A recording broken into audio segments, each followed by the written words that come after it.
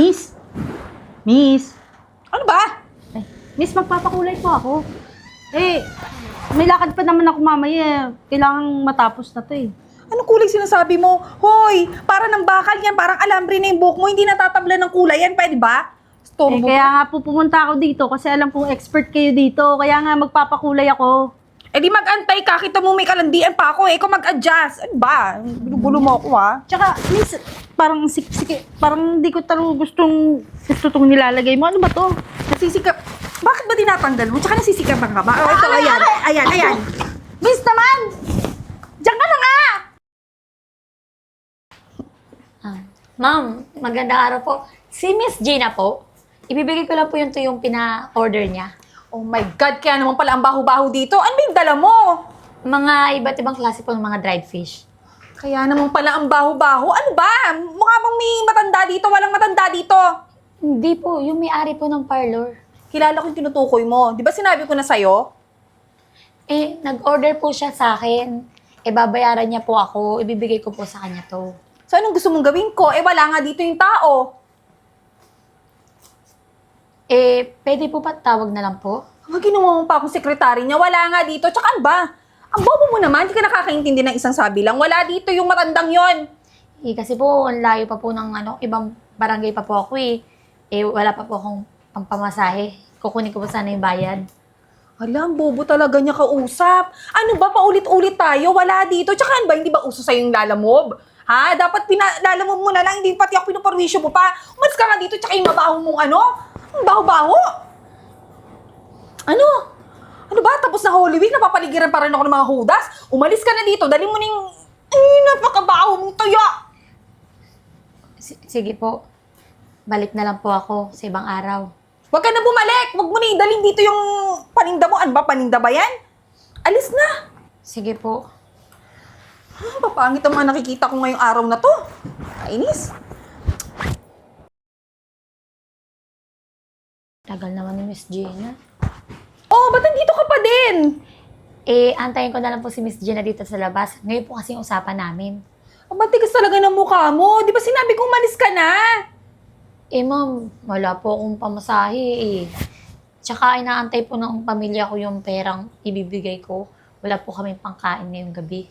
Teka lang, kahit ang layo, ang baho-baho pa rin ang hininga mo. Ano ba, wala kami ibang kinakain kundi tuyo? Bakit ganyan ang baho-baho? Ma'am, grabe naman po kayo. Hindi naman po mabawining ako. O sa kayo mabaho akin, ha? Malapit po yung ilong niyo sa bibig niyo. Ba, sumasagot-sagot ka ba? Ikaw, kapal ang mukha mo, ha? Ano mo, umalis ka na dito, ha? Napipiko na ko sa pagmumukha mo, baka bigwasan pa kita eh. Eh ma'am, nag-aantay lang naman po ako kay Miss Gina. Tsaka, hindi naman po ako nakakistorbo sa parlor. Dito lang po ako sa labas. Hindi ka nga nakaka-istorbo, pero yung pagmumukha mo, nakakapikon. Kaya pwede ba? Umalis ka na. Baka mamaya masakal pa kita, maging kwento ka pa, kasalanan ko pa. Eh ma'am, antayin ko po talaga si Miss Gina. Kasi sabi niya po, ngayon po kami magkikita. Eh, kailangan ko po talaga din yung pera. Wala po kami pangkain. Alam mo, ilang beses ko na narinig yung wala kang makain. Wala akong pakialam kung patay gutom ka o wala kang makain. Basta ang gusto ko, umalis ka dahil hindi ka naman bagay dito. Tingnan mo nga itsura mo, oh. Ma'am, Ano? dito lang po ako. Ka talaga nagpapaawa ka pa? Gusto mo masigundahan? Ayaw po. Eh, ano gagawin natin? Sino nga alis? Ako, ikaw? Eh, nandito lang naman po ako sa labas, ma'am eh. Wala naman po akong ginagawang masama eh. Anong ginagawang masama? Alam ko na yung mga ganyang style. Kunwari, mag-aantay ka, pero pag tumalikod ako, malamang magnanakaw ka. Tsaka yan, gagawin mo lang props yan eh. Diyan mo ilalagay yung mga nanakawin mo, di ba? Ano? Hindi po ako magnanakaw. Mahirap lang po kami pero hindi po ako pinalaki magnanakaw ng magulang ko. Ano? Yung mga linyahan mo, paulit-ulit tayo eh. Tsaka tigas sa mukha mo ha? Gusto mo? Ha? Oh, ayan, umalis ka dito. Dali mo yung mga ano mo. Alis, bilisan mo. Ano mukha nito? Tiyo! Tiyo po kayo dyan! Tiyo! Hoy, Arian. Ma'am Pasensya ka Gina! na. Pasensya ka na, hindi ako nakadaan sa iyo kahapon. Ay, oo nga po eh. Dumaan po ako sa parlor nyo kaso pinaalis ako nung tauhan niyo po doon. Baho daw po kasi ng parlor pag ando doon ako. Sino? Si Kat? Opo, yung pala po yung buhok. Tinatanong ko kung may nagdala ng tuyo, wala naman daw. Yun nga po eh, kahit abangan ko po kayo sa labas. Talagang pinaalis pa rin po ako. Ganun ba? Eh, sama ka sa akin sa parlor. Kukuha ko ng mga tuyo. Tapos doon nakatabayaran, wala akong cash. Inis na inis ako doon sa parking ko. Ang layo. Oo nga po pala. Puno na po kasi dito sa likod eh. Kaya nga, wala tayong choice. Maglalakad tayo hanggang sa salon. Ano? Sige po, kailan po? Tara. Tara po.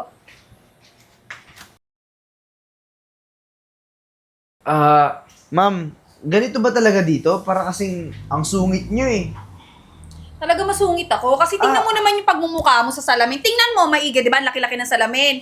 Hindi gupit ang kailangan mo, retoke. Tingnan mo yung mata mo, ang laki-laki. Ano ba? Grabe naman po kayo. Ba't kailangan nyo pang manakit? Eh, nandito lang naman ako para magpagupit eh.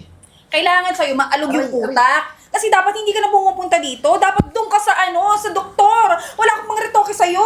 Ano ba? Ma'am, customer nyo po ako. Magbabayad ako. Pambayad? Eh mukha kang kahit 50 pesos, wala kang pera dyan eh. Sino niloloko mo, ha? Ano, mang-scam ka dito? Kunwari may pambayad ka, pero totoo mo, papalibre ka lang naman. Ano nangyayari dito? Bakit nagkakagulo kayo? Eh, kasi tumami, itong customer na itong ang laki-laki na mata. Talagang sa akin pa nagpapaayos sa buhok. Eh, sabi ko nga, hindi ako nagre-retoke dito. Mama, kita mo na, di ba? Tama ako. Tama ako sa dahilan ng mga nangyayari dito sa salon mo kung bakit nagsisialisan yung mga iba nating loyal na customer. Kita mo, di ba? Totoo nga. Teka, ano? Hoy, anong ma? Ambisyoso ka. Ano, di ba tinatawag mo na mama yan? Eh, paano hindi? Eh, anak ko yan. Anak niyo po itong malaking matang to? Oh, nagpunta siya rito para malaman kung ano mga alingas-ngas nangyayari dito sa salon. Wala na akong kinikita. Ang laki-laki ng puhunang inilalabas. Tapos yung ibang kliyente hindi na bumabalik. Yung ibang trabahador umaalis. Binubuli mo yata. Ma'am, hindi ko naman sila binubuli. Sinasabi ko na naman yung totoo na pag pangit, wala nang magagawa. Doon din na kayo na retoke. Ay, grabe ka. Sasabihan mong pangit yung anak ko. Ang pangit ay ang pag-uugali mo. Oo nga po ma'am, kahapon dumaan po ako dito para dalhin yung mga dried fish na on-order mo. Pero nilait-lait niya po ako, tapos sinampas-sampas niya pa po ako ng takip ng styro ko. Oh, nakita mo na? Eh ma'am, mukha naman kasing tuyo yung kasama nyo. Eh, di ba naman, hinampas ko lang din. Nakita mo yung mukhang tuyo, pero yung pagmumukha mo mukhang puset, di mo nakita. Eh, kita mo naman. Nakita ako mismo na ang pangit talaga ng ugali nitong empleyado mo na yan. Eh, di ba matagal ko naman ang sinasabi sa inyo, man, na may kabulastugan tong cut na to. Kaya una pa lang, wala na akong tiwala dyan eh. Alam mo, Kat, hubarin mo na yung apron mo, ha? Iwan mo yung ibang gamit ng salon at pwede ka nang umalis. Eh ma'am, hindi pwede. Ito lang yung pangkabuhayan ko. Anong hindi Tama pwede? na. Ingay mo, ka na nga dito. Umalis ka na. Alis. Umalis ka na. Ang suma-suma na ugali mo, tas magtatagal ka dito sa salon? Naku, hindi pwede yung ganyan. Eh, naku, Arian, pasensya ka na sa nangyari, nakita mo? Buti na lang na intindihan na itong anak ko yung mga nangyayari dito. Nako, okay lang po yun. Buti nga po, tinanggal niyo yun. Nakita ko nga rin po yung meron kayong client, tapos pinalis niya kasi tanso daw po buhok. Kaya Hindi niya po nga. ginupitan. Eh, sinasabi ko naman na yan sa inyo noon pa, mama eh. Di ba? O, ako na mismo, nagpanggap pa ako na ganito yung itsura ko para lang titingnan ko kung ano yung magiging reaction niya. Hindi nga ako nagkamali. Naalala mo ba to si Arian? Maliliit pa kayo siya na nagdadala, yung mga magulang niya nagdadala ng tuyo sa atin. Eh, Si Arian! oo, si Arian na yan. Yung batang Ogen po noon. Magkalaro kayo dati. Uy, alam mo Arian, maiba ko. Ano kaya kung magtrabaho ko na lang dito sa salon namin? Ay naku po, wala po ko alam mag-ayos-ayos ng buhok eh. Napakadali lang. Malaking bagay yan. Kisa tinda ka ng tinda ng tuyo. Gala ka ng gala. Eto na ngayon ang ipapalit ko. Siya na mag-iintindi na itong salon ko. At ako naman gusto ko ng maglayas na lang maglayas. Parang sobra na yung effort ko sa pagtatrabaho. Ikaw, maraming mag-a-assist sa'yo. Yung isang branch, pwede mo siyang ihiram doon ng magtuturo pwede. dito. Oh. Tsaka marami kami mga magagaling din talaga na mga magtitrain sa'yo. Tsaka mukha ka namang mabait at tsaka matalino. Kayang-kaya mo yun. Sige po, di ko po tatanggihan yan kung medyo Ikaw na- pumuti-puti ako pag Oh. naka-aircon ako, no? ikaw na bahala rin sa, di ba, usapan natin, ikaw na mag-iintindi nitong mga salon natin. Oh, sige ma, ako nang bahala dito. At saka, actually, Arian, may iba pa akong pinagkakaabalahan. Kailangan ko ng mga magagaling na managers din talaga. Magbibigay sa akin ng mga report. Ikaw, sa umpisa, mababa ka muna, pero gagaling ka rin pag tumagal. Naku, niniwala ako sa'yo. Ay, maraming salamat po, ma'am, sir. Gagawin ko po lahat. Di po kayo magkisising kinuha niyo po ako. Oo. Ay, Elika, iiwan mo yung mga tuyo dito. Ah, sige po. Renz, dito ka muna ha. Sige po. Tara, halika.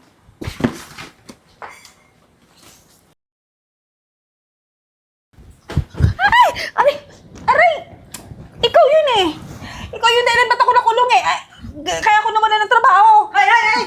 Kaya pala, Ikaw tatakas ka pa. Ayoko na po, wag niyo na ako ibalik sa kulungan. Babalik kita! Hindi ako bagay doon. Ang ganda-ganda ko eh. O, yun na nga, maganda ka, pero hindi mo ginagamit yung utak mo. Yung utak mo. Ma'am, pasensya na po ha. Nakatakas po kasi. so nakulong ka pala, no? Ay, opo. Marami na po na modus na mga parlor tong babaeng to eh. Grabe ka naman. Hanggang ngayon, hindi ka pa rin nagbabago, no? Talagang, ang ano pa rin ng ugali mo, ang gaspang. Eh, teka lang naman. Eh, mukhang umasenso ka na sa buhay. Baka naman pwede mo ako piyansahan. Piyansahan ako niyan. Di ba mabait ka? Umasenso nga ako sa buhay. Kasi ginamit ko sa tama yung mga tinulong sa akin. Yung mga binigay sa akin opportunity. Eh, ikaw, sa mo ginamit, puro ka walang iyaan. At saka bakit ako magsasayo ng pera sa'yo para pampiyansa? Baka mamaya kung ano pang kalukuhan ang gawin mo. O, ayan. Malas-malas ka na rin sa buhay mo. Tara na! Magbago ka na. Sige, Chip. Pakuha na yan. Sige po, ma'am. Tara na, tara na.